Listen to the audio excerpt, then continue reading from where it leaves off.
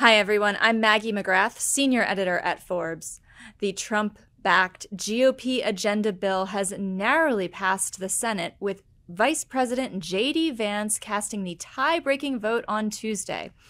House Speaker Mike Johnson wants Congress to vote on the bill Wednesday or Thursday, but will this deeply unpopular bill pass? Joining us to discuss is Congresswoman Debbie Wasserman Schultz. She represents Florida's 25th District. Congresswoman, thank you so much for joining us. Thanks for having me, Maggie. Good to be with you. You have a busy day, and in fact, earlier today, you spoke on the floor of Congress and called this bill, quote, a vile Republican plunder of working families, seniors, and veterans. 4 recent polls would show that Americans agree with you. On average, 55% of Americans who've been asked about this bill oppose it, while 31% support it. Broadly speaking, can you give us an overview of exactly how those working families you referenced will be affected by this agenda? Sure, in several different really concerning ways. First, the bill coming back from the Senate kicks 17 million people off of their health care. And that is a combination of people on Medicaid, as well as people who would no longer qualify for subsidies to reduce the cost of their premiums in the Affordable Care Act.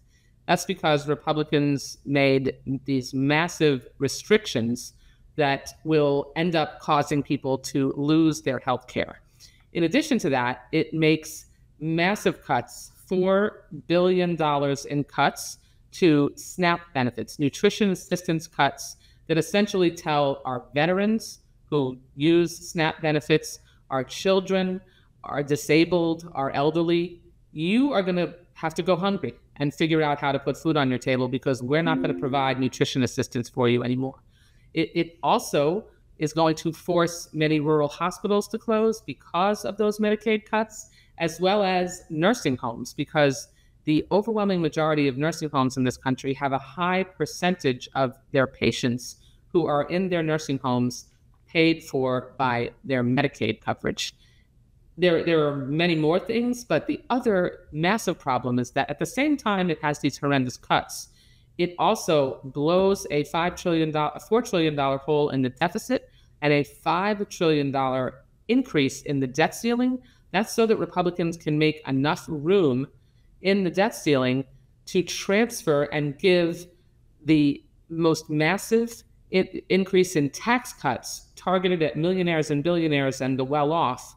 And that is all in this entire bill. That is the ultimate goal of this entire piece of legislation. So it's extremely troubling. The deficit portion is especially troubling because it triggers a $500 billion cut in Medicare because the increase in the deficit is so significant. Is there any part of this bill that you agree with or that you think would provide value to the American people? This is the most troubling, abominable bill that I have ever had in front of me as a legislator in my entire career. I can't really recall a time when I had legislation in front of me that had no redeeming qualities whatsoever. It doesn't have to be that way. We could certainly make reforms, and we could certainly, work together. But this is a MAGA extremist Trump bill that was rammed through originally in the House in the dark of night. We voted on it at 3 a.m. We had no time to review it. And essentially, that's what they're doing with the bill that came back from the Senate. Only the bill that comes back from the Senate is even worse than what was passed out of the House. Even worse, yet you reference reforms, and this might be a more procedural question, but just how much of the bill could change as Congress debates it? Are there any parts that could be dialed back and made more perhaps reasonable in your view? Well, certainly, if the Republicans decided to work with Democrats and reached across the rotunda and worked in the Senate and went back, rather than ramming what the Senate passed last night through the House or attempting to ram it through it, we could go to a conference committee. And a conference committee would require input and feedback from Democrats. The Republicans are still in the majority. They would control much of that process, but there would have to be a negotiation. And in negotiation, we've been able many times over the years I've been in Congress to reach a bipartisan budget deal that ensures that things like making sure the tax cuts are targeted to the middle class and working families, as well as people who are already successful, and make sure that we have more balanced changes to healthcare programs. We certainly don't want people to get Medicaid that aren't eligible for it. The Republicans are making up that there are these millions of people, according to them, that are on Medicaid who are undocumented. That's already against the law, and there are not people who are undocumented that are getting Medicaid. So, unfortunately, the lying that is taking place on the Republican side about what this bill really does is, I think, making things worse for them rather than making it easier. I started this conversation citing a few different pieces of polling that show how broadly unpopular the quote-unquote big, beautiful bill is. What are you hearing from your Republican colleagues? Do they see voting for it as a threat to their reelection chances? And as such, are they considering voting no? Well, they should.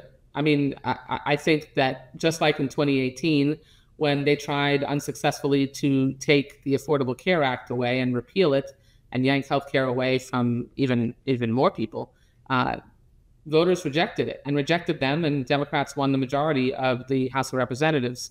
I'm a breast cancer survivor, and I know from just growing up with parents who always said to me, "Debbie, if you don't have your health, you don't have anything." And I learned that firsthand when I found a lump in the shower doing a routine self-exam. And when I was 41 years old, I became a breast cancer patient. And when you're staring down the barrel of your life, and on top of that, Republicans now are going to tell people who might be diagnosed with cancer that, no, we're taking away your healthcare coverage, so you're going to have to just figure it out for yourself. That means that you're going to have a lot of people die. I mean, this legislation will kill people, because you can die as a result of not being able to afford to go to the doctor and get a problem taken care of, like cancer, which when caught early in many cases because of the incredible research progress we've made, can actually be resolved for someone and they can survive their cancer diagnosis. But Republicans don't care. They don't care about the increased costs. They promised that they were going to focus on affordability, and instead what they're doing is focusing on their wealthy supporters, and they're increasing costs in this legislation massively for people who can least afford it. And that's really unpopular because, for the most part in America, our folks care about one another. They don't want to see healthcare yanked away from people that they know need it. They don't want to see children go hungry and not be able to get, assistance for their school lunch program, or for families not to be able to have assistance for their groceries, and kids have to skip meals, or parents have to go hungry so that their kids eat. In what moral universe is it okay to take away people's health care, cut their nutrition assistance so people go hungry, all so that you can give more tax breaks to the wealthiest, most fortunate Americans? I think that you're seeing polling, Maggie, because you have a lot of moral people who are telling the immoral colleagues who've presented this bill that they need to stand out. Those are important stories because the Congressional Budget Office estimates that this bill, if passed, would reduce federal spending on Medicaid by nearly $1 trillion. And that is such a large number that it's hard to conceptualize. So what you're describing, Congresswoman, is a real-world cost in which people lose their lives because of this bill. They do, because if you can't afford, when you have Medicaid, that is healthcare insurance coverage. It is subsidized health insurance coverage by the state for people who fall into a certain income bracket. And that means that if you have Medicaid coverage, when your child has the sniffles, like when they're on the CHIP program, the Children's Health Insurance Program, or when they have fever, or when you, like I did, find a lump and you're on Medicaid, then you can go to a doctor and you can get that lump checked out, and you can have a mammogram and preventative care, and maybe catch that illness early. When your Medicaid coverage gets yanked from you because of this bill, because you can't make $1 trillion in cuts to this program and say that it's only people who, fall into the waste, fraud, and abuse category. I mean, there's just not $1 trillion of individuals who are on Medicaid due to waste, fraud, and abuse. That's just outrageous and unrealistic and false. And so what you're doing is you're taking away that lifeline, that safety net, the ability for people to be able to make sure that they can take care of healthcare challenges at their start and survive them, and then just get basic access to well care. Go in and get a checkup. Make sure that you actually stave off illness. Make sure that we don't cut people's nutrition assistance and that they can put food on their table. The people I serve with in Congress who are planning to vote for this bill, they don't have to worry about where their next meal is coming from. They don't have to worry about what they're putting in their grocery basket when they're food shopping, and it's just callous and indifferent for them to not be thinking about the consequences of their vote. This is another perhaps procedural question, but some of your Republican colleagues are suggesting that the July 4th deadline is an arbitrary one. How likely It's totally is arbitrary. When will it be resolved, in your view? When could it be resolved?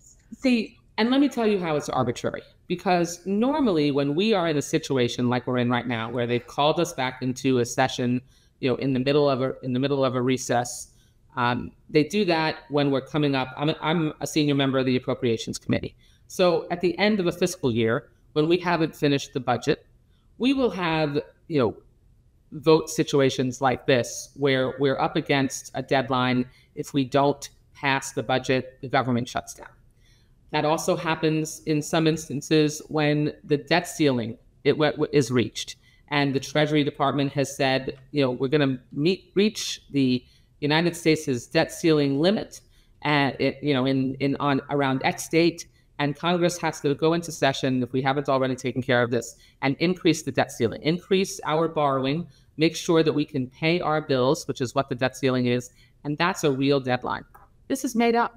This is that Donald Trump decided he wanted to sign this big, ugly bill on July 4th. There's nothing magic or important or essential about it.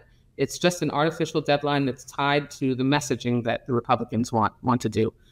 But instead, we should be responsible, and we should sit down together and try to figure out if we can really get a compromise. And if we can't, then they should set this bill aside and start over. If you can't reach a compromise, we should set this bill aside and start over. Now, let's say the bill passes as is. If Democrats take back the House in the 2026 midterms, what is the party's ability to claw back some of the more damaging parts of the bill at that point in time? Well, a lot of damage will have been done, but you can definitely change eligibility so that we're bringing a lot of those people, or most of those people, or really all of them, back into the Medicaid coverage window. You can make sure that you undo the SNAP changes so that nutrition assistance is available again. We can make sure that we eliminate the student loan changes, which are terrible, that are going to hurt really a lot of students who are trying to get a higher education, and they've severely restricted student loan access in this bill. We can undo those changes. And there's also a whole lot of other things. We can undo the clean energy tax credits that they are eliminating over time in this bill. That's going to drive people's energy costs up. It's going to make the United States and energy industry less competitive. There's a whole lot of things that if we win the majority in November of 2026, which I believe we will, because I think there'll be a backlash to this decision if this becomes law.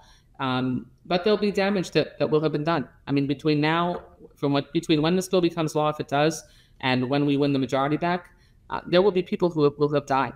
There will be rural hospitals that will have been closed and likely won't reopen, and nursing homes too.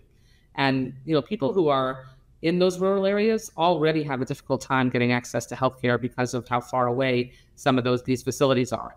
If the ones that are closer close, they're going to really be in trouble. So what are the next steps for Democrats at this point, and especially with messaging? What are you hearing from your colleagues, and what do you yourself plan to do in the coming days and weeks? For us, what we're doing is we're doing everything we can to amend this bill. We had, hundreds of amendments that Democrats filed to this legislation last night that we presented at the Rules Committee. Maggie, all of them were rejected by Republicans, every single one, because they are hell-bent on taking care of their billionaire donors and again, and hell-bent on taking healthcare away from 17 million people and nutrition assistance from several million more than that. The cruelty seems to be the point. And so we've got to get the message out. We're doing social media. We are presenting amendments. We're holding town hall meetings. We're using the procedural motions we have available to us on the House floor to try to slow this down, because the more that we can put the brakes on this legislation, then the more we can get the word out about the really terrible provisions that are in it and how badly it'll hurt people, so that they can put pressure on the Republicans that represent them and try to get them to vote no. Unfortunately, though, Maggie, honestly, a lot of particularly these House Freedom Caucus extremist Republicans, they're against the bill because they don't think it's tough enough. So they actually have members that are voting against it because it doesn't have deep enough cuts. And some of them are against it because of how big the deficit is blown in this bill, when they've pretended for years that they care about that. If a vote were to be held right now, would it pass the House? Well, that's why we haven't voted. So no. I mean, they obviously don't have the votes. We just actually left the floor, and yeah, there's a vote still open right now that they're losing, that the Republicans are losing, and they've dismissed us from the floor, although they haven't closed the vote, because they're still, I guess, trying to work their Republicans that are holdouts to try to get them to vote for just the rule, which is the procedural process that we go through in the House to actually bring a bill to the floor. So they can't even get the votes for that at this point, never mind the bill itself. Procedural votes are usually pretty politically routine around here. Democrats vote for, against Republican procedural motions, and they vote for their own, and vice versa when we're in charge. You have a real problem if you can't get your own party's members to vote for your procedural motions. Congresswoman, there should be alarm bells going off, although... Yeah, I was just going to say there should be alarm bells going off all over the Republican Party around this country, and maybe this bill is too painful to pass. You've heard of too big to fail? This bill is too painful to pass. They should get the message, call it a day, and start over. Congresswoman Debbie Wasserman Schultz, thank you so much for joining us on what is a very busy day for you. We really appreciate your time. Thanks a lot. Appreciate your time.